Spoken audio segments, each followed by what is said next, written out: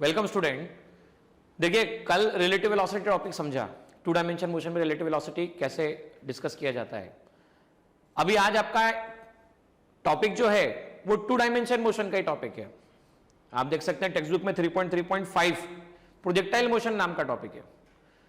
अब basic to dimension motion में हमने क्या सीखा भाई? बेसिक टू डायमेंशन मोशन में आप लोग हमने सीखा कि पार्टिकल टू डायमेंशन मोशन में तब कहलाता है जब उसके दो कोऑर्डिनेट की हम बात कर रहे होते हैं। मोशन इन प्लेन को हमने टू डायमेंशन मोशन कहा, या तो एक्स वाई कोऑर्डिनेट हो या वाई जेड कोऑर्डिनेट हो या जेड एक्स कोऑर्डिनेट हो, तीनों में से कोई भी कोऑर्डिनेट हो, ओनली टू कोऑर्डिनेट जब यूज होते हैं तो हमने उसे टू डायमेंशन मोशन कहा। हमने एक क्वेश्चन की मदद से सीखा भी था। आपको वेलोसिटी की इक्वेशन गिवन थी, आप ये देख सकते हैं। ये क्वेश्चन हम लोगों ने लास्ट क्लास में किया था कि जब velocity u equal to 5i cap plus 10j cap 2i cap plus 3j cap acceleration given था, तब हमने पार्टिकल की वेलोसिटी और डिस्प्लेसमेंट 5 सेकंड के बाद क्या होगी ये निकाले थे। यहां नोटिस करो, एक्सेलरेशन के दो कंपोनेंट थे, एक 2i था एक 3j था। देखना ध्यान से, एक्सेलरेशन के दो कंपोनेंट थे, एक था 2i, दूसरा कौन सा था 3j। अच्छा 2i, i का coefficient that means x component, भाई j का coefficient that means which component, y component. तो कई टू डायमेंशन मोशन ऐसी मोशन होती है जिसमें क्या होता है, कई टू डायमेंशन मोशन में ऐसा होता है कि पार्टिकल के लिए ax और ay की कुछ सर्टेन वैल्यूज होती है। ax मतलब क्या? x मतलब हॉरिजॉन्टल कंपोनेंट ऑफ एक्सेलरेशन, और ay मतलब क्या?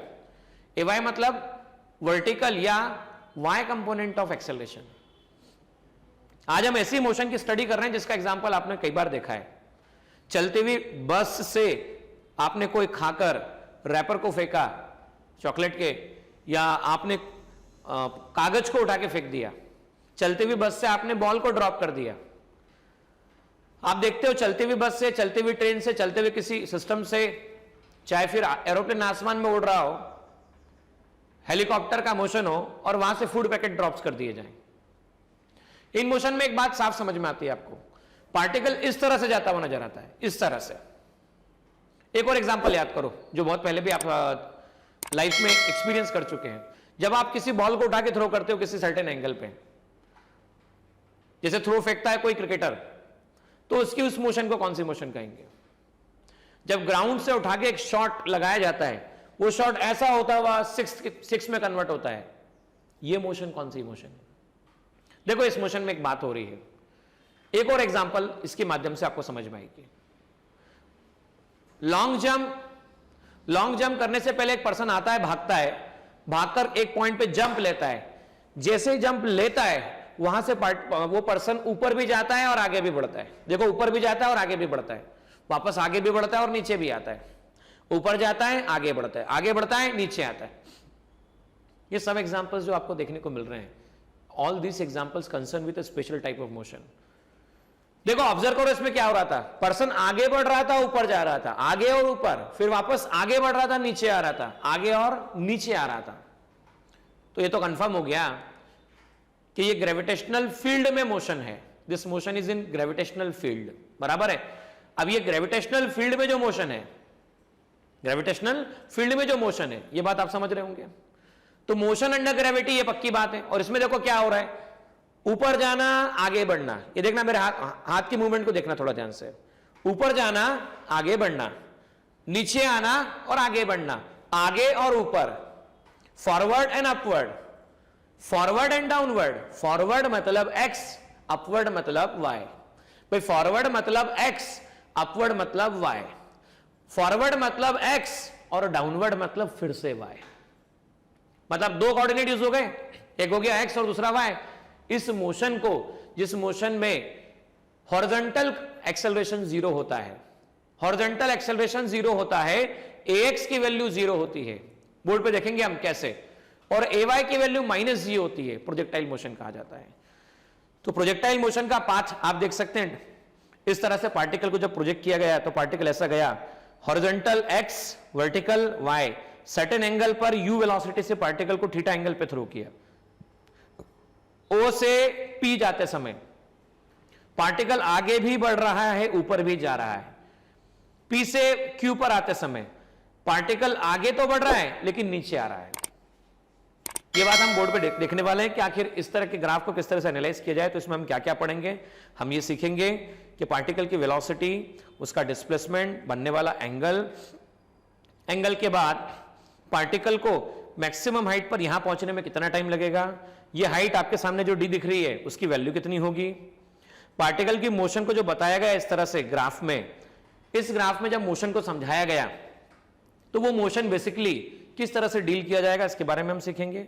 और रेंज मतलब ये यहां से यहां तक का जो पोर्शन है भाई O से Q तक पहुंचा, देखो O से Q तक पहुंचा, O से Q क्या है, हॉरिजॉन्टली जा रहा है, हॉरिजॉन्टल जा रहा है तो हॉरिजॉन्टल डायरेक्शन का मैक्सिमम डिस्प्लेसमेंट उसे रेंज कहा जाता है। हम उसके बारे में भी सीखेंगे और आगे चल के हम डिफरेंट कंपोनेंट्स में मैक्सिमम हाइट कैसे अचीव होगी और पार्टिकल की वेलोसिटी और इक्वेशन ऑफ प्रोजेक्टाइल नाम का टॉपिक बड़ा ही इंपॉर्टेंट टॉपिक है, ये भी आज हम सीखने वाले हैं। तो आइए शुरुआत करते हैं और समझते हैं कि प्रोजेक्टाइल मोशन किस तरह से एनालाइज किया जाए। देखिए स्टूडेंट, यहां पर पार्टिकल को हमने किसी एंगल पे थ्रो किया, ये देखिए पार्टिकल है, थीटा एंगल पर यू वेलोसिटी से प्रोजेक्ट किया, यहां पर पार्टिकल पहले ऊपर गया। इस वाले पोर्शन के लिए थोड़ा एनालाइज कीजिएगा, इस वाले पोर्शन में पार्टिकल जा रहा है आगे की तरफ, फॉरवर्ड और ऊपर की तरफ, तो इससे हम कह रहे हैं अपवर्ड। वापस देखिए इस हाफ पोर्शन के लिए देखिए पार्टिकल कहां जा रहा है, पार्टिकल अभी भी आगे बढ़ रहा है फॉरवर्ड, और वापस इस रीजन में देखिए पार्टिकल नीचे आ रहा है डाउनवर्ड। मैं फॉरवर्ड को कहता हूं along X, X dash, Y और वाई डैश। अब समझिएगा ध्यान से, अपवर्ड की जब बात कर रहे हैं तो प्लस वाई और डाउनवर्ड की बात कर रहे हैं माइनस वाई। मीनिंग क्या हुआ, दो कोऑर्डिनेट यूज हो रहे हैं एक्स और वाई, और मैंने बोला था जब दो कोऑर्डिनेट यूज किए जाए प्लेन में मोशन हो तो ऐसी मोशन को कौन सी मोशन कहा जाता है, तो इस मोशन को कहा जाता है टू डायमेंशनल मोशन। कौन सी मोशन, टू डायमेंशनल मोशन।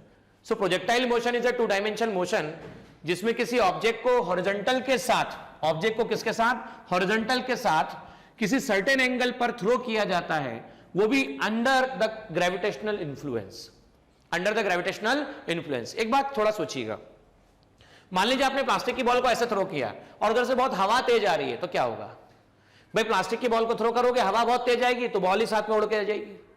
भाई बॉल उड़ के आ जाएगी तो पहला अजम्पशन हम ये मानते हैं स्टडी करते समय कि हवा नहीं आनी चाहिए, विंड नहीं आनी चाहिए, एयर रेजिस्टेंस जीरो होना चाहिए, ये हमारा पहला अजम्पशन होता है। दूसरा अजम्पशन हम प्रोजेक्टाइल स्टडी करते समय मानते हैं कि प्रोजेक्टाइल जहां स्टडी किया जा रहा है वो अर्थ है, प्रोजेक्टाइल जहां स्टडी किया जा रहा है वो क्या है, अर्थ है। अर्थ है मतलब क्या, ग्रेविटेशनल फील्ड एग्जिस्ट कर रहा है। अब आप ये बात जानते हैं जैसे जैसे अर्थ सरफेस पे आप हाइट पे जाते हैं ग्रेविटी की वैल्यू चेंज होती है। 9th क्लास में सीखा था जैसे जैसे आप अर्थ से हाइट पे जाते हैं ग्रेविटी की वैल्यू चेंज होती है, ग्रेविटेशनल फोर्स वेरी होता है। अर्थ के डेप्थ में जाते हैं तो भी चेंज होता है। हम ये मान रहे हैं कि हम near the earth surface study कर रहे हैं। क्या कर रहे हैं, near the earth surface study कर रहे हैं। और जब हम near the earth surface study कर रहे हैं इसका मीनिंग सिंपल सा है, जी चेंज नहीं होगा। ये दो सबसे इंपॉर्टेंट असम्पशन हमको मानने होते हैं। अब एक बात और नोटिस करना, फॉरवर्ड फॉरवर्ड फॉरवर्ड फॉरवर्ड मतलब ये आगे बढ़ा और आगे बढ़ा, भाई आगे गया और आगे गया, लेकिन यहां पर अपवर्ड गया और फिर डाउनवर्ड आया। मतलब क्या, आपने थ्रो किया ये टॉप मोस्ट पोजीशन पे गया, थ्रो किया टॉप मोस्ट पोजीशन पे गया। और मैंने आपको पहले भी बताया था, इसी के डिस्कशन में बताया था, जब भी कोई ऑब्जेक्ट मैक्सिमम हाइट जा रहा है तो ये रुका किस कारण से, बताओ किस कारण से रुका।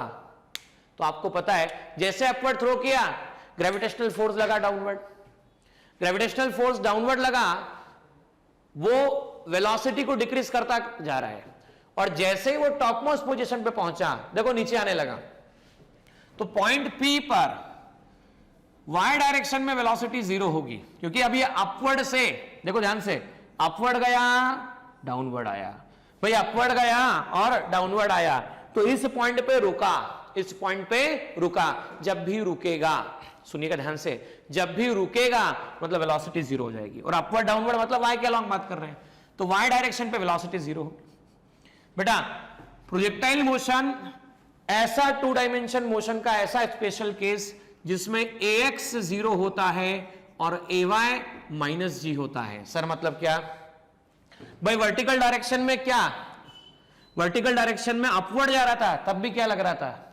Acceleration due to gravity. Acceleration उसका क्या था? ग्रेविटेशनल फोर्स लग रहा था। अच्छा, ग्रेविटेशनल फोर्स की डायरेक्शन कहां थी? तो ग्रेविटेशनल फोर्स की डायरेक्शन डाउनवर्ड थी। ग्रेविटेशनल फोर्स की डायरेक्शन डाउनवर्ड थी, बराबर। जब ऊपर से नीचे आ रहा था तब भी ग्रेविटेशनल फोर्स कहां लग रहा था? तो डाउनवर्ड था। तो ग्रेविटेशनल फोर्स से जो एक्सेलरेशन डेवलप हुआ वो था एक्सेलरेशन ड्यू टू ग्रेविटी। और downward direction conventionally downward negative, upward positive, right side positive, left side negative. तो किसी भी टू डायमेंशन मोशन में क्या होता है, तो हमने देखा था इसमें दो बातें होती है। इसमें एक कंपोनेंट होता है एक्स कंपोनेंट, दूसरा कंपोनेंट होता है वाई कंपोनेंट, बराबर। हमने वेलोसिटी के बारे में भी चेक किया था। वेलोसिटी के केस में क्या था? वेलोसिटी का एक एक्स कंपोनेंट और वेलोसिटी का एक वाई कंपोनेंट। हमने एक्सेलरेशन के बारे में भी बात की, तो एक्सेलरेशन के दो कंपोनेंट थे, एक कंपोनेंट था एक्स कंपोनेंट, दूसरा कौन सा था? Y component. तो टू डायमेंशन मोशन का वो स्पेशल केस, वापस से रिपीट करना मेरे साथ मिलकर। टू डायमेंशन मोशन का कौन सा केस? एक ऐसा स्पेशल केस जिसमें ax 0 होता है और ay माइनस जी होता है। आप में से कई बच्चे सोचेंगे कि ax 0 क्यों बोला गया? भाई मैंने क्या कहा? हॉरिजॉन्टल डायरेक्शन में विंड को इग्नोर किया, हॉरिजॉन्टल डायरेक्शन में विंड को इग्नोर किया। अच्छा, अपवर्ड डाउनवर्ड ये मोशन कौन गवर्न कर रहा है? ग्रेविटी। पर एक बार हॉरिजॉन्टल डायरेक्शन में आपने थ्रो कर दिया, बराबर है, वो आगे बढ़ रहा है, फॉरवर्ड जा रहा है, फॉरवर्ड जा रहा है, फॉरवर्ड जा रहा है और फॉरवर्ड जा रहा है। कोई चेंज कर रहा है? कोई चेंज नहीं कर रहा है, वो फॉरवर्ड जा रहा है। एक्सेलरेशन 1-0 का मतलब समझना, फाइनल वेलोसिटी इन एक्स डायरेक्शन, इनिशियल वेलोसिटी इन एक्स डायरेक्शन अपॉन टी, मतलब मैं कह सकता हूं vx की वैल्यू ux के इक्वल, मतलब वेलोसिटी बदलने वाला कोई है ही नहीं, क्योंकि कोई फोर्स लग ही नहीं रहा है। ये बात उम्मीद करता हूं समझ में आ गई होगी कि x इक्वल टू 0 और ay इक्वल टू माइनस जी। ये दो पॉइंट समझने के बाद आगे समझते हैं हम कि भाई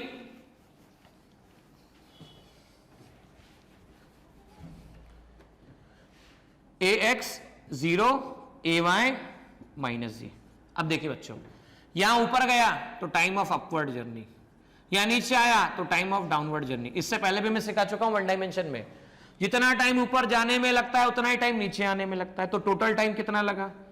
जितना टाइम ऊपर जाने में उतना ही टाइम नीचे आने में, दोनों टाइम सेम होते हैं। लेट इट इज टी, तो आंसर 2t। भाई तो O से P पहुंचा, P कौन सा पॉइंट है? P मैक्सिमम हाइट का पॉइंट है। P कौन सा पॉइंट है? मैक्सिमम हाइट का पॉइंट है। तो P पॉइंट पर क्या है? वेलोसिटी इन वाई डायरेक्शन 0 है, बराबर है, ये टोटल टाइम। अच्छा, O से यहां तक पहुंचा, ये जो डिस्टेंस कहलाएगा, ये y में है या x में? बताओ, ये y में है या x में? तो y में है, तो y को मैंने कह दिया h मैक्सिमम। ये y में है तो इसे मैंने कह दिया h मैक्सिमम, मैक्सिमम हाइट। अब देखिए, ये स्टार्टिंग पॉइंट हो, ending point Q, join by straight line, horizontal displacement, O से P हॉरिजॉन्टल डिस्प्लेसमेंट, तो ये कहला रहा है O से P, जिसे हम कहते हैं रेंज। क्या कहते हैं बच्चों? रेंज। तो ये ध्यान रखना, maximum horizontal displacement is called range, maximum horizontal displacement is called range. अब इन सबकी वैल्यूज हम लोगों को निकालना है। चलिए आइए एनालाइज करते हैं, समझते हैं। सबसे पहले निकालते हैं कि भाई O से P जाने में कितना टाइम लगा। भाई टू डायमेंशन मोशन मतलब दो कोऑर्डिनेट, दो कोऑर्डिनेट मतलब एक x और दूसरा y। तो हम सेपरेट x और सेपरेट y, सेपरेट x और सेपरेट y में हम स्टडी करेंगे। आइए सेपरेट x और y में कैसे स्टडी करेंगे। मान लीजिए आपने इसको थ्रो किया, ये u है, ये थीटा है। अगर ये u है तो देखिए ध्यान से, ये थीटा है, मैं ऐसा लिख सकता हूं ux uy cos theta base upon hypotenuse, hypotenuse, तो ux इक्वल टू लिखा जा सकता है u cos theta, sine theta perpendicular upon hypotenuse, तो हम इसे लिख सकते हैं uy अपॉन u, तो uy आपके पास आ जाएगा u साइन थीटा। ठीक है ना। तो x डायरेक्शन में वेलोसिटी कितनी हो गई? भाई x डायरेक्शन में वेलोसिटी आपके पास हो गई ux equal to u cos theta, और y डायरेक्शन की वेलोसिटी कितनी हो गई? y डायरेक्शन की वेलोसिटी हो गई u साइन थीटा। तो अलोंग x एक्सिस हम बात कर लेते हैं, ux u cos theta, ax ये तो 0 है, ax कितना है? 0 है। मैं डिस्प्लेसमेंट O से P तक की बात करता हूं, उससे मैं r कहता हूं, आई विल से r। भाई यहां से यहां जाने में टाइम अप, जाने में टाइम डाउन, मैं इसे t मानता हूं, इससे t मानता हूं, जितना ऊपर जाने में टाइम उतना नीचे आने में टाइम, टोटल टाइम 2t। तो भाई O से P पहुंचने में जो टाइम लगेगा O से P पहुंचने में जो टाइम लगेगा, let I assume that time is T. Okay, now along y axis की हम बात करते हैं. Let us talk about along y axis. तो अलोंग y एक्सिस क्या बोला जाएगा? अलोंग y एक्सिस uy कितना है? u sin theta. सर आपने पॉजिटिव क्यों लिया? भाई राइट और अप मतलब पॉजिटिव. ay कितना है? तो ay भी बोला था मैंने, g विथ डाउनवर्ड साइन. ठीक है ना भाई. मैं बात कर रहा हूं पहले O से P पहुंचने का. O से P पहुंचने का टाइम मैं मान लेता हूं टाइम ऑफ अपवर्ड जर्नी, जिसे मैं T कह रहा हूं. P पॉइंट पर y डायरेक्शन की वेलोसिटी चेक करो कितनी है. P पॉइंट पर y डायरेक्शन में वेलोसिटी 0 है. क्यों? ऐसा क्यों भाई? यहां तक गया अपवर्ड और फिर नीचे आया डाउनवर्ड. अपवर्ड से डाउनवर्ड बता चुका हूं. अपवर्ड गया और डाउनवर्ड आया तो यहां पे रुका होगा. रुका मतलब y 0. अच्छा y कितना है? तो ये u sin थीटा है. ay कितना है? तो माइनस जी है. चलो बताओ. v equal to u plus a t से vy uy ay finally 0. uy कितना? u sin theta minus G T. तो t आ गया आपके पास u sin theta upon g. इसे आप चाहें तो क्या लिख सकते हैं? इसे आप लिख सकते हैं uy बाय g. ठीक है ना. आप टोटल टाइम निकालना है तो कैपिटल टी कितना आ गया? कैपिटल टी आ गया 2uy अपॉन जी. सर ऐसा क्यों भाई? कैपिटल टी देखो कितना है? 2t है. 2t t कितना है? तो uy बाय जी है. तो मैं इसे लिख सकता हूं u sin theta upon g. तो पहली बात हमने निकाल ली कि भाई इसे ऊपर जाने में जो टाइम लगता है वो लगता है uy बाय जी, और इसे नीचे आने में जो टाइम लगता है वो भी है uy बाय जी. तो टोटल टाइम हो गया 2uy बाय जी, जिसे आप कह सकते हैं 2u sin थीटा बाय जी. ठीक है ना. तो पहला पॉइंट हम यहां निकाल चुके हैं जो कि है 2u sin थीटा अपॉन जी. ठीक है ना. आइए अब बात करते हैं यहां से यहां पहुंचने में हाइट कितना कवर किया. वापस से वही वाली बात, अगर हाइट निकालना है तो टू फाइंड हाइट आइएगा देखिएगा ध्यान से. vy square equal to uy square plus twice a sy.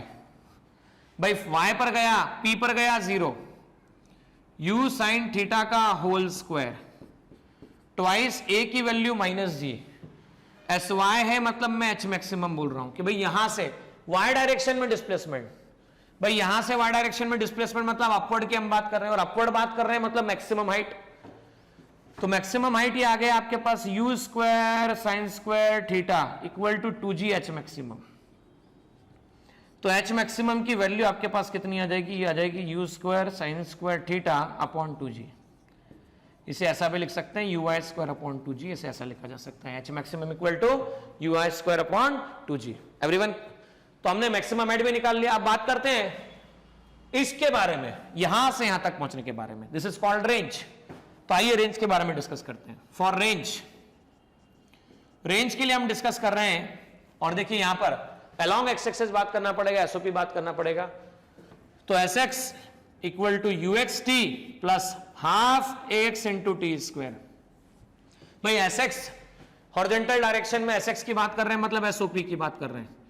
You X T plus half A x तो 0 होता है टी स्क्वायर. एसओपी जिसे मैं रेंज कह रहा हूं. अच्छा यू एक्स कितना है? तो यू एक्स बताओ कितना है? यू एक्स आपके पास में you cos theta into capital T, क्योंकि यहां से देखो यहां से यहां टी, यहां से यहां टी, तो टोटल पहुंचने में 2t, और 2t को मैंने लिखा है कैपिटल टी. तो distance r u cos theta, t की वैल्यू देखो अभी निकाली 2u sin theta upon g. इसे ऐसा लिखा जा सकता है r इक्वल टू आ गया 2u square sin theta cos theta upon g. आप चाहते तो इसे ऐसा भी लिख सकते थे ट्वाइस u cos थीटा मतलब ux, u sin थीटा मतलब uy, 2uy ux upon g. और आप 2u square sin theta cos theta, तो हम इसे ऐसा लिख सकते हैं this will be u square 2 sin theta into cos theta upon g. और बच्चों 2 sin theta into cos theta को लिखते हैं sin 2 theta, u square sin 2 theta upon g. इसे ऐसा लिखा जा सकता है. ठीक है ना बच्चों, इसे ऐसा लिखा जा सकता है u square sin 2 theta upon g. ये आ चुका है आपके पास रेंज. अब देखो कभी कभी मैं अभी फिलहाल तो टेक्स्ट बुक के हिसाब से ही बता रहा हूं, डिस्कस करने को बहुत कुछ है इसके अंदर, और ये डिस्कशन मैं जरूर करूंगा, और ये डिस्कशन किया भी जाएगा. लेकिन वो लेक्चर्स जो होंगे वो बोर्ड के लेक्चर्स नहीं होंगे, वो लेक्चर्स आपके जेडब्ल्यू मेंस एग्जामिनेशन के होंगे, वो नेट एग्जामिनेशन के होंगे. उन लेक्चर्स में ये बात और डिटेल में डिस्कस की जाएगी कि क्या क्या कैसे निकाला जाता है। कम से कम रेंज के कम से कम 10 से 15 केसेस होते हैं जो हमें डिस्कस करने होते हैं, लेकिन फिर कह रहा हूं मैं यहां पर डिस्कस नहीं करूंगा, क्योंकि इस लेक्चर को बनाने का उद्देश्य है कि आपकी टेक्स्ट बुक सिंप्लीफाई हो जाए, आपको टेक्स्ट बुक इजीली समझ में आने लग जाए, यही हमारा उद्देश्य है। आइएगा समझते हैं हम। अभी टेक्स्ट बुक में एक बात और बोली गई है कि भाई ये जो इस तरह का स्ट्रक्चर बना हुआ है आपके सामने, इस पूरे मोशन को बताने वाली एक इक्वेशन होती है, या इस पूरी मोशन को एक इक्वेशन की मदद से समझाया जा सकता है। किसी भी जनरल टाइम टी पर किसी भी जनरल एंगल के लिए एक स्पेशल केस की मदद से समझाया जा सकता है। देखिए वो कैसे, भाई मान लो ओ से पार्टिकल को थ्रो किया, किसी पॉइंट पी डैश पर पार्टिकल पहुंचा, जब पार्टिकल पी डैश पे पहुंचा तो यहां से एक्स कवर किया, यहां से वाई कवर किया, ये हो गया X comma Y, P dash पे पहुंचा एक्स कोमा वाई बराबर। तो आपको बताना है कि एक्स एंड वाई में क्या रिलेशन रहेगा, आपको क्या बताना है, एक्स और वाई में क्या रिलेशन रहेगा। और एक्स और वाई कोऑर्डिनेट में रिलेशन को कहते हैं, आपकी टेक्स्ट बुक में जो बताया उसके हिसाब से इक्वेशन ऑफ मोशन, लेकिन जितनी भी स्टैंडर्ड बुक्स पढ़ेंगे उसमें आप इसे पाएंगे कि यह कहलाएगा इक्वेशन ऑफ ट्रेजेक्ट्री। क्या बोला जाएगा बच्चों, इक्वेशन ऑफ ट्रेजेक्ट्री। तो वापस सुनिएगा, इक्वेशन ऑफ ट्रेजेक्ट्री क्या होता है, पार्टिकल की मोशन के समय, प्रोजेक्टाइल मोशन के समय जो एक्स और वाई में रिलेशन इक्वेशन बताता है उसे इक्वेशन ऑफ ट्रेजेक्ट्री कहा जाता है। जो एक्स और वाई में रिलेशन बताता है उसे क्या कहा जाता है, इक्वेशन ऑफ ट्रेजेक्ट्री कहा जाता है। तो आइए हम बात करते हैं। मान लीजिए पार्टिकल जिसकी मैं बात कर रहा हूं कि टी टाइम के बाद में ओ से थ्रो करने के बाद पार्टिकल पहुंचा जिसका कोऑर्डिनेट एक्स कोमा वाई है P1। तो पहले हम डिस्कस कर लेते हैं अलोंग एक्स एक्सिस। जब पार्टिकल अलोंग एक्स एक्सिस निकला, पार्टिकल जब एक्स एक्सिस के अलोंग निकला तो यहां से यहां तक एस एक्स कितना पहुंचा, एक्स, यू एक्स कितना है, तो ये है यू कॉस थीटा। बोलो एक्स कितना है, 0, और कितने टाइम में पहुंचा, टी टाइम में पहुंचा। तो हम लिख सकते हैं S X equal to U X T plus half A X into T square. This can be written S X equal to U X T plus half X T square. तो हम लिख सकते हैं S X equal to U cos theta into T, U cos theta into T plus half 0 into T square. S X को लिखेंगे X equal to U cos theta into T. ये वो time आ गया जिसमें पार्टिकल वहां पे पहुंचा, T equal to X upon you cos theta बराबर है। ना हम बात करते हैं अलोंग वाई एक्सिस। चलिए अलोंग वाई एक्सिस बात की जाए। भाई अलोंग वाई एक्सिस कहा जाएगा S Y equal to U Y T plus half A Y into T square. देखिए यू वाई कितना था, शुरुआत में हम डिस्कस कर चुके हैं, यू वाई मतलब यू कॉस थीटा या यू साइन थीटा, तो U sine theta. S Y यहां से यहां तक एक्स आया, यहां से यहां तक वाई आया। एस वाई की बात की जाएगी तो क्या आएगा, एस वाई वाई आएगा। ए वाई क्या बोलेंगे, तो ए वाई माइनस जी बोलेंगे। ए वाई क्या बोलेंगे आप, माइनस जी बोलेंगे। अच्छा ए वाई की value minus G, time T dash वापस से उतना ही टाइम लगा, तो हम लिखेंगे एस वाई के प्लस पे वाई, यू वाई के प्लस पे U sine theta, T minus ji by two into T square. ये आ गया इक्वेशन नंबर फर्स्ट और इक्वेशन नंबर सेकंड। अच्छा सुनिएगा, इक्वेशन ऑफ ट्रैजेक्टरी क्या था, जो इक्वेशन एक्स और वाई में रिलेशन बताए, सुन लीजिएगा वापस से, जो इक्वेशन किस में रिलेशन बताए, एक्स और वाई में रिलेशन बताए, उस इक्वेशन ऑफ ट्रैजेक्टरी कहते हैं। यहां तो वाई आ रहा है लेकिन टी भी आ रहा है, भाई यहां तो एक्स आ रहा है लेकिन टी भी आ रहा है, मतलब हम किसको अगर हटा दें तो एक्स और वाई बचेगा। भाई हम किसको हटा दें तो एक्स और वाई बचेगा, तो इस इक्वेशन में से टाइम को हटा दें, सिर्फ टाइम को हटा दे तो एक्स और वाई बचेगा। तो चलिए टाइम को हटा दिया जाए, टाइम को यहां से उठा के वहां पर पुटअप कर दीजिए। y इक्वल टू ये आ गया आपके पास u sine theta into t की वैल्यू कितनी, तो x upon you cos theta, t की वैल्यू होगी x upon you cos theta minus ji by two into T square, मतलब x upon you cos theta का whole square. y equal to आ जाएगा u से u cancel, tan theta into x minus ji by two x square upon u square cos square theta. ये y की value आपके पास में बोली जा सकती है। So y will be X tan theta minus G X square upon two you square cos square theta. इसे कहा जाता है इक्वेशन ऑफ ट्रेजेक्टरी, जो कि हम एक्स और वाई में जो इक्वेशन रिलेशन बता रही है उसी इक्वेशन को इक्वेशन ऑफ ट्रेजेक्टरी कहा जाता है। देखिए अब जो मैं डिस्कस कर रहा हूं वो आपके टेक्स्ट बुक में ही डिस्कशन दिया नहीं गया है, लेकिन उस पर न्यूमेरिकल्स पूछे गए हैं। न्यूमेरिकल समझाने के नजरिए से यह बात मुझे डिस्कस करना यहां पर जरूरी है। वहां पर टेक्स्ट बुक में रेंज के कुछ स्पेशल केसेस जिन पर न्यूमेरिकल फ्रेम किए गए हैं, इक्वेशन ऑफ ट्रेजेक्टरी का रेंज के साथ में रिलेशनशिप, मैक्सिमम हाइट के साथ में रिलेशनशिप, ये सब बातें डिस्कस की गई है। आइएगा थोड़ा समझते हैं। 2u y अपॉन जी, जिसे लिखा गया है 2u sin थीटा अपॉन जी। भाई ऊपर पहुंचने में टाइम uy बाय जी, इसे लिखा गया है u sin थीटा अपॉन जी। भाई मैक्सिमम हाइट कितनी, तो मैक्सिमम हाइट आपके सामने uy स्क्वायर अपॉन 2g, मतलब u square sine square theta upon 2g। Range की बात करें, हॉरिजॉन्टल मैक्सिमम डिस्प्लेसमेंट क्या निकाला गया, तो हॉरिजॉन्टल मैक्सिमम डिस्प्लेसमेंट निकाला गया u square sine 2 theta upon g, जिसे ऐसा भी लिखा जा सकता है twice ux uy by g. अच्छा, इक्वेशन ऑफ ट्रेजेक्टरी क्या लिखी गई, इक्वेशन ऑफ ट्रेजेक्टरी लिखी गई y equal to x tan theta minus gx square upon 2u square cos square theta. ये हमारे पास में अभी तक के ऑलमोस्ट सारे रिलेशनशिप हम लोगों ने निकाले। अब देखिए बोला ऐसा जाता है कि भाई रेंज के बारे में क्या क्या डिस्कशन पॉसिबल है, तो रेंज के बारे में u square sine 2 theta upon g, आपको क्वेश्चन पूछा गया है कि मैक्सिमम रेंज क्या होगी, what will be maximum range. अच्छा, रेंज किन बातों पे डिपेंड करता है, तो रेंज देखो दो बातों पे डिपेंड करता है, u स्क्वायर अपॉन जी इंटू साइन 2 थीटा।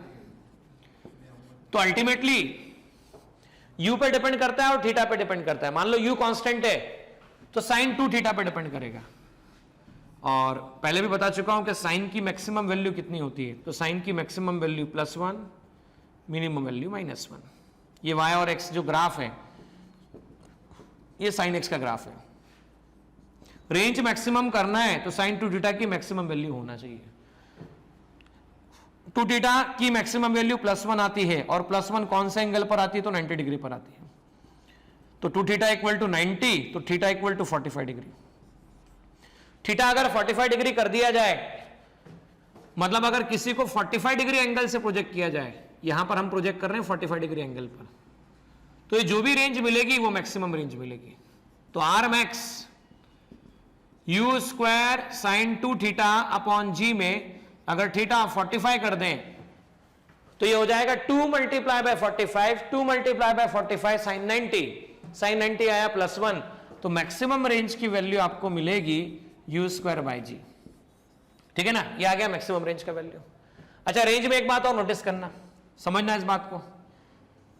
भाई बात ऐसी है कि मैंने किसी ऑब्जेक्ट को 30 डिग्री एंगल पर और उसी ऑब्जेक्ट को 60 डिग्री एंगल पर, दोनों केस में सेम स्पीड 60 मीटर पर सेकंड से थ्रो किया। पूछा गया रेंज कितना निकलेगा, बताना है आप लोगों को। प्रॉब्लम है, वापस सुन लीजिएगा।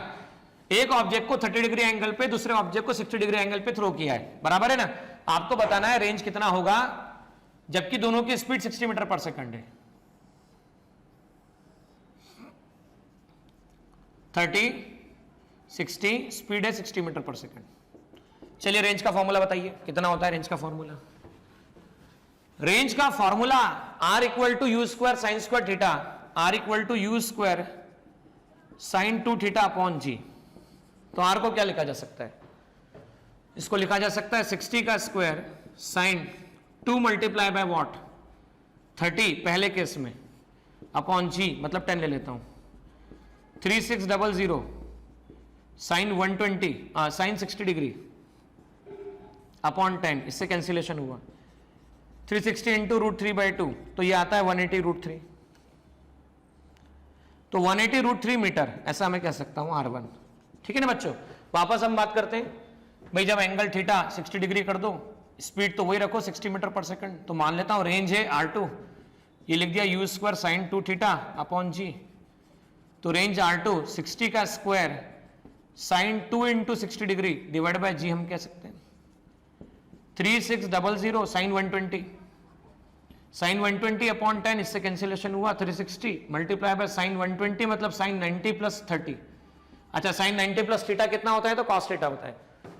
Sign 90 plus theta cos theta, cos theta मतलब कॉस 30, और कॉस 30 कितना होता है, तो आप जानते हैं कॉस 30 होता है √3/2, और √3/2 को सॉल्व करते तो आंसर वापस से आता है 180√3। एक बात नोटिस करो, 180√3 180√3 दोनों सेम आया डिफरेंट आया? तो 180√3 180√3 दोनों सेम है या डिफरेंट है? तो दोनों सेम है भाई। 180√3 180√3 दोनों सेम है, रेंज सेम आया। कब आया? जब एक का एंगल 30 था, दूसरे का एंगल 60 था, लेकिन स्पीड दोनों का सेम था। मतलब ये कंक्लूजन निकला, प्रोजेक्टाइल मोशन में अगर किसी ऑब्जेक्ट को दो ऐसे एंगल से थ्रो किया जाए, पहला एंगल था 30, दूसरा एंगल था 60, दोनों का सम कितना आ रहा है? तो 30 + 60 मतलब कितना? 90। तो अगर स्पीड सेम है तो पहले वाले की और दूसरे वाले की रेंज क्या होती है? दोनों सेम होती है भाई। पहले वाले की रेंज और दूसरे वाले की रेंज दोनों सेम होती है अगर स्पीड सेम हो तब। और θ1 + θ2 का सम अगर 90 आ रहा है तो कॉम्प्लीमेंट्री एंगल या सप्लीमेंट्री एंगल? बोलो, कॉम्प्लीमेंट्री एंगल या सप्लीमेंट्री एंगल? तो इन्हें कॉम्प्लीमेंट्री एंगल कहा जाता है। कॉम्प्लीमेंट्री एंगल पर रेंज सेम मिलता है। कॉम्प्लीमेंट्री एंगल पर रेंज सेम मिलता है अगर स्पीड ऑफ प्रोजेक्शन सेम हो तो। अब यही कैसे निकाला जा सकता है देखिएगा ध्यान से भाई। मान लीजिए मेरे पास में यहां से यहां तक पहला एंगल थीटा है और दूसरा एंगल θ2 है। थीटा प्लस θ2 दोनों का सम 90 है, तो θ2 = 90 - θ है। वही वाला केस, थीटा जो है वो 30 है और दोनों का सम आपके पास में 90 है। तो मान लो θ2 90 - θ, तो R1 तो आ जाएगा u² sin 2θ upon g, equation number first. Range second case में आएगा u² sin 2θ1 अपॉन g, θ2 कह देते हैं। अच्छा, θ2 कितना रखना है? तो R2 आप जानते हैं कितना होता है? u² sin 2 × θ2 मतलब 90 - θ। आप और हम ये बात जानते हैं अच्छे से कि R2 = कितना आएगा? तो R2 = आएगा u² sin 180 - θ अपॉन g। और आप जिन भी बच्चों को पता नहीं तो ये लिख लीजिएगा sin 180 यहाँ 2θ आएगा, क्योंकि मल्टीप्लिकेशन में 2 है। 2 × 90 180 - 2θ, तो 180 - 2θ आने वाला है। sin 180 - 2θ को लिख सकते हैं आप sin, या पहले ऐसा समझ लो sin 180 - x, इसे sin x लिखा जा सकता है। तो यहाँ फॉर्मूला sin 180 - 2θ होगा, तो इसे लिखा जाएगा sin 2θ। तो रेंज आपके पास आ जाएगा u² sin 2θ अपॉन g। अब इक्वेशन चेक कर लो, इक्वेशन फर्स्ट और सेकंड को चेक करो। फर्स्ट है R1, सेकंड है R2, R1 R2 दोनों को इक्वेट कर दो, तो हम कह सकते हैं सीधा सीधा u² sin 2θ अपॉन g, यही R1 है और यही R2 है। और अभी हमने क्वेश्चन से भी सीखा था रेंज कॉम्प्लीमेंट्री एंगल के लिए सेम होता है, ये बात हम समझ चुके हैं। रेंज का मैक्सिमम होना हमने सीख लिया है। अब मैक्सिमम रेंज होने पर मैक्सिमम हाइट कितनी थी? नोटिस कीजिएगा, अगर 45 डिग्री एंगल पे थ्रो किया जाए, स्पीड आप 60 डिग्री रख देते हैं, sin 45 1/√2, तो आप एक काम करते हैं 100√2 स्पीड बोल देते हैं। तो आपको निकालना है रेंज और आपको निकालना है 45 डिग्री एंगल पर मैक्सिमम हाइट। और इसको हम दोनों तरीके से भी सॉल्व करेंगे, इस तरीके से भी और दूसरे तरीके से भी। भाई रेंज और मैक्सिमम हाइट की हम बात कर रहे हैं, यू आपके पास 100√2 है। रेंज का फॉर्मूला आप जानते हैं u² sin 2θ अपॉन g होता है। तो भाई रेंज मान लीजिए u² sin 2 × 45 degree upon g, तो आप लिख सकते हैं सीधा सीधा u²/g। u कितना है आपके पास में चेक कर लीजिए, what is the value of u? 100√2 का स्क्वायर अपॉन 10, तो रेंज आ गया आपके पास 100, ठीक है ना, का स्क्वायर इंटू 2 / 10, यह आ गया 12 इंटू 100 इंटू 2 अपॉन 10, इससे कैंसिलेशन हुआ। 100 × 10 1000, 2000 आपके पास में रेंज आ गई। अब मैक्सिमम हाइट निकालते हैं, तो मैक्सिमम हाइट निकालते समय hmax = u² sin² θ upon 2g।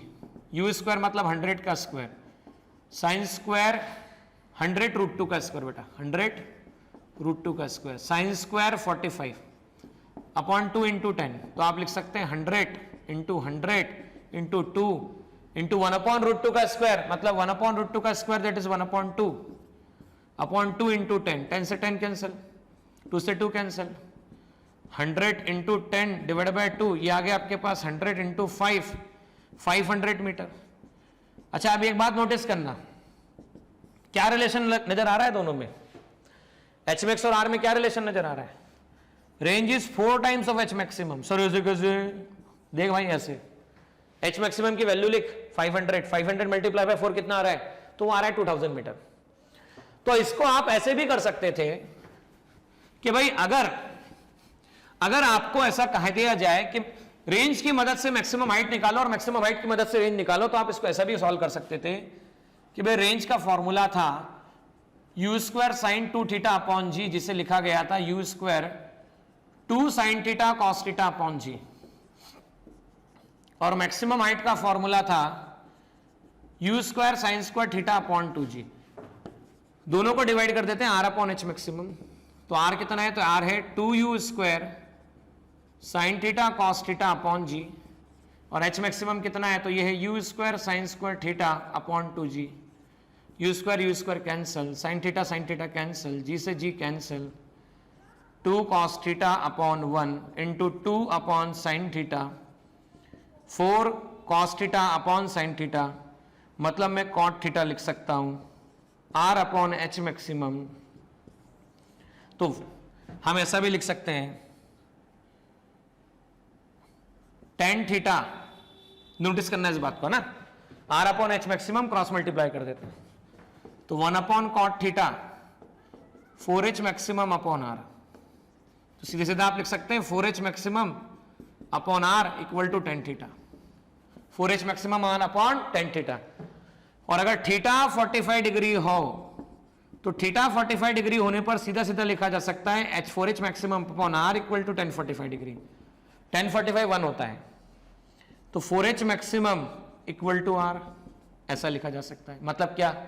आपको क्वेश्चन ऐसा फ्रेम किया जाए कि आपने थ्रो किया 45 डिग्री एंगल पे थ्रो किया, 1000 मीटर रेंज है, तो बताओ हाइट कितनी होगी? तो 1000 मीटर अगर रेंज है तो हाइट होगी divide by 4, that is 250 metre. Directly भी निकाला जा सकता है, कई बार पूछा भी गया एग्जामिनेशन में। तो ये प्रोजेक्टाइल मोशन से कंसर्न जो डिस्कशन, सफिशिएंट डिस्कशन जो है, जो आपको टेक्स्ट बुक को मदद करने के लिए, टेक्स्ट बुक को समझने के लिए चाहिए, वो हम कर चुके हैं। देखिए प्रोजेक्टाइल मोशन तो अपने आप में अच्छा खासा टॉपिक है, जिसमें बहुत सारे टॉपिक्स डिस्कस होते हैं। इसमें से एक टॉपिक ऐसा भी है बच्चों, वो टॉपिक आपकी टेक्स्ट बुक के एक्सरसाइज में एक क्वेश्चन दिया गया है प्रोजेक्टाइल मोशन के लिए ही, और उस क्वेश्चन के बारे में टेक्स्ट बुक में थ्योरी में कहीं कुछ भी डिस्कशन नहीं किया गया है। तो कई बार ऐसा होता है, इंक्लाइन प्लेन पर रेंज कैसे निकाला जाए, इसका वो एक क्वेश्चन अवेलेबल है। तो वो जो क्वेश्चन है इंक्लाइन प्लेन पर जो रेंज निकालने का क्वेश्चन है, उसका मैं सेपरेट वीडियो आपके लिए बना चुका हूं, और वो सेपरेट वीडियो जब आप देखेंगे तो आपको क्लियर हो जाएगा, समझ में आ जाएगा कि आखिर हम किस तरह से इसे सॉल्व करते हैं। ऑल्दो डिटेल में आपके टेक्स्ट बुक की थ्योरी में कहीं पर दिया नहीं गया है, लेकिन फिर भी उसका न्यूमेरिकल अच्छे लेवल पे पूछा गया है। देखिए यहां पर एक प्रॉब्लम आपसे कहा गया है 3.7 प्रोजेक्टाइल का एक क्वेश्चन है। आपने एक स्टोन को थ्रो किया जिसका वर्टिकल वेलोसिटी का कंपोनेंट 20 मीटर पर सेकंड, हॉरिजॉन्टल 15 मीटर पर सेकंड है। आपको पोजीशन और वेलोसिटी, पोजीशन मतलब टोटल डिस्प्लेसमेंट, 3 सेकंड के बाद वो कहां पर होगा, मैक्सिमम हाइट कितनी होगी, हॉरिजॉन्टल डिस्टेंस कितना होगा और टाइम ऑफ फ्लाइट कितना होगा, ये बताना है। तो आइए बोर्ड पे चलिए और सीखिए इस प्रॉब्लम को कैसे सॉल्व किया जाए। देखिए यहां पर ux 15, uy 20, ax 0, ay -g और टाइम 3 सेकंड दे रखा है। सबसे पहले रेंज का फॉर्मूला याद कीजिए, twice ux uy by g। Time of flight का याद कीजिए 2uy bye g। Maximum height का याद कीजिए, ये था uy स्क्वायर अपॉन 2g, बराबर है ना। तो देखिए ट्वाइस ux की वैल्यू कितनी गिवन है 15, uy कितना है 20, 15 मल्टीप्लाई बाय 20 डिवाइड बाय 10, इससे कैंसिलेशन हुआ, ये आंसर आता है आपके पास में 60 मीटर। मैक्सिमम हाइट की बात करें, टाइम ऑफ फ्लाइट की 2uy, सो 2 मल्टीप्लाई बाय uy कितना है, तो uy आपके पास है 20 डिवाइड बाय 10, इसे सॉल्व करते हैं तो आंसर 4 सेकंड आता है। मैक्सिमम हाइट की बात करें, uy square upon 2g, uy कितना है, तो 20 का स्क्वायर अपॉन 2 इंटू जी मतलब 10, तो 20 मीटर इसका आंसर आता है। अच्छा वेलोसिटी निकालना है, projectile motion two dimension motion, और टू डायमेंशन मोशन में हम जानते हैं दो कंपोनेंट वेलोसिटी के होते हैं, एक होता है एक्स कंपोनेंट और दूसरा होता है आपके पास में Y component. So this will be V X I cap plus V Y J cap. Okay, so V vector V X I cap plus V Y J cap हम ऐसा कह सकते हैं. Now understand student, X component चाहिए, Y component चाहिए. Similarly displacement अगर निकालना हो, पोजीशन निकालना हो, तो इसे S X I cap plus S Y J cap इसे कहा जा सकता है. तो हम कह सकते हैं along x axis, along x axis की बात की जाए तो vx इक्वल टू आएगा ux plus ax into T. ux कितना है आपके पास, ux से 15, ax की वैल्यू आपके पास कितनी है 0 मल्टीप्लाई बाय टी, तो vx तो आपके पास वही रहने वाला है जो ux था 15 मीटर पर सेकंड. अब हम बात करें vy equal to uy plus ay into T, तो uy कितना है, तो uy आपके पास है 20, ay माइनस 10 इंटू 3 सेकंड के बाद निकालना है, vy आता है माइनस 10 मीटर पर सेकंड. तो आप सीधा सीधा लिख पाएंगे वेलोसिटी वेक्टर को vx आई कैप मतलब 15 आई कैप प्लस vy जे कैप मतलब माइनस 10 इंटू जे कैप. ये वेलोसिटी वेक्टर आ गया. पोजीशन की बात करते हैं, तो पोजीशन के लिए along x एक्सेस आप कह सकते हैं sx equal to uxt plus half x into T square. Sx equal to uxt plus half x into T square. Sx कितना है, तो Sx मतलब मुझे निकालना है, ux कितना दे रखा है, तो आप देखो ux से 15 और टाइम की वैल्यू 3 सेकंड, हाफ ax से 0 इंटू टी स्क्वायर, तो Sx आएगा आपके पास में 45 metre. Now along x axis, अब along y एक्सेस की हम बात करें तो along y एक्सेस देखिए क्या होगा, तो along y एक्सेस होगा sy uyt plus half ayt square. So sy equal to uy मतलब 20, uy को आप लिख सकते हैं 20 मल्टीप्लाई बाय 3, ay मतलब 10 डिवाइड बाय 2 इंटू 3 का square, 60 minus 45 that is 15 metre. तो देखिए x कंपोनेंट है 45i, y है 15j, तो s vector sx i cap, sx कितना है 45i, sy कितना है तो चेक करो 15j कैप, इसे ऐसा कहा जा सकता है. तो दिस विल बी sx, इस तरह से निकाला जा सकता है.